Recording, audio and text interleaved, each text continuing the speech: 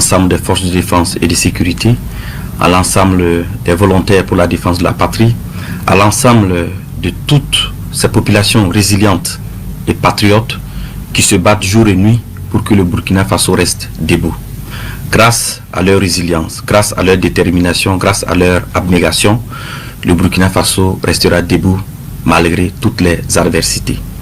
Prompt rétablissement aux blessés. Pour ceux qui nous ont quittés dans cette guerre d'honneur, je réitère l'engagement ferme du gouvernement à ne jamais les oublier. Que la terre libre du Burkina Faso leur soit légère. C'est l'occasion pour moi de féliciter et de saluer le travail fort appréciable des services de renseignement. Grâce à leur professionnalisme, le Burkina Faso a déjoué pour la énième fois des tentatives de déstabilisation. Félicitations à eux. En substance, le 3 janvier 2026 à 23 h, il était prévu une action de déstabilisation du pays. Cela allait se faire par une série d'assassinats ciblés des autorités civiles et militaires, en commençant par la neutralisation du camarade capitaine Ibrahim Traoré, chef de l'État, président du Faso, soit à bout portant, soit par une action pour miner son domicile. Après cette action, devrait suivre une action de mise hors service de la base drone et une intervention militaire terrestre des forces extérieures. Les acteurs impliqués pour une question de confidentialité et aussi pour éviter de compromettre l'efficacité des enquêtes, nous allons citer seulement l'acteur principal. Il s'agit de l'ex-lieutenant-colonel Paul-Henri Sandaogo Damiba. Alors, il a eu pour mission clé de concevoir et de planifier les actions, de rechercher et de mobiliser les fonds, de recruter des populations civiles et des militaires. Les militaires avaient pour mission de coopter d'autres militaires, de mettre en place des groupes d'action avec des missions bien déterminées. Et les civils devraient mobiliser des populations, leurs adeptes, pour que après l'action militaire, ils puissent mobiliser leurs adeptes pour pouvoir soutenir l'action militaire. Ce qui est important aussi d'apporter comme élément d'information auprès des populations, c'est les sources de financement. Il s'est de souligner qu'une bonne partie du financement provient de la Côte d'Ivoire, dont la dernière opération s'élève à 70 millions. Alors, je tiens aussi à souligner que les interpellations se poursuivent, ainsi que le démantèlement des réseaux.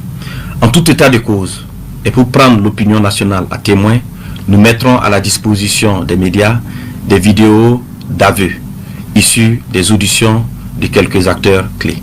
Alors, les enquêtes se poursuivent, les interpellations également se poursuivent. Alors, toutes les personnes impliquées dans cette affaire seront présentées devant le procureur du Faso et toute la rigueur de la loi s'appliquera à eux. À l'endroit des Burkinabés, je tiens à rassurer les populations que la situation est sous contrôle. Je les invite à rester sereines. Aussi, je tiens à saluer l'esprit d'abnégation, l'esprit de patriotisme des populations et particulièrement de la veille citoyenne. Cette énième mobilisation des populations pour protéger leur leader, le camarade capitaine Ibrahim Traoré, témoin de leur détermination à soutenir la marche irréversible de la libération du Burkina Faso des chaînes de l'impérialisme. Je lance aussi un message d'unité nationale, de cohésion sociale et d'appel à vigilance accrue aux populations pour renforcer la veille stratégique de lutte contre l'impérialisme. C'est l'occasion pour moi d'appeler l'attention des populations à faire montre de discernement dans leurs activités quotidiennes pour éviter d'être auteurs ou co-auteurs ou complices des projets funestes de déstabilisation de notre pays en dénonçant tout comportement au numéro indiqué.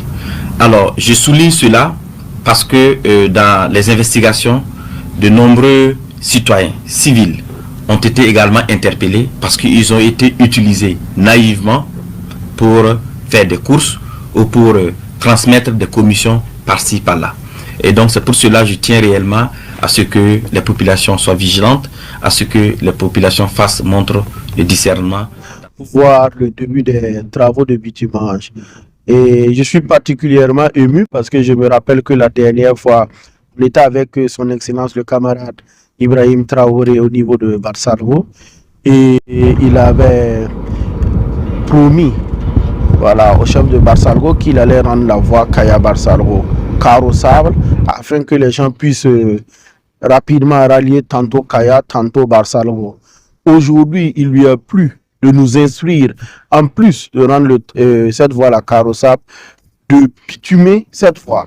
Donc derrière moi, vous voyez cette route où le bitumage a commencé. Il faut aussi souligner qu'en fait, le gros travail de terrassement initialement qui a été fait, ça a été fait par le génie militaire. Le génie militaire qui a effectué un beau travail et nous sommes là pour mettre ce qu'on appelle la couche de roulement. Donc, ce bitume que vous voyez derrière moi.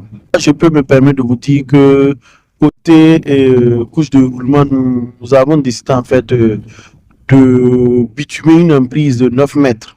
Voilà, donc de 9 mètres, donc nous avons essentiellement les 3,5 2 fois 3,5 et puis on a bien sûr des accotements. Donc nous avons une grande voie, ça va permettre vraiment en fait d'avoir un flux, un bon flux dans la direction de Barsalvo. Déjà, vous savez que cette route, c'est une départementale et elle sera bitumée. Donc, pour les routes nationales, on n'en parle pas. Nous allons réhabiliter. Nous avons pour mission de renforcer, d'améliorer en fait tout le réseau routier de Burkina Faso. Cette mission a été confiée à Faso Mero. Nous comptons la mener, comme le camarade l'a dit, en toute célérité et en toute ingéniosité.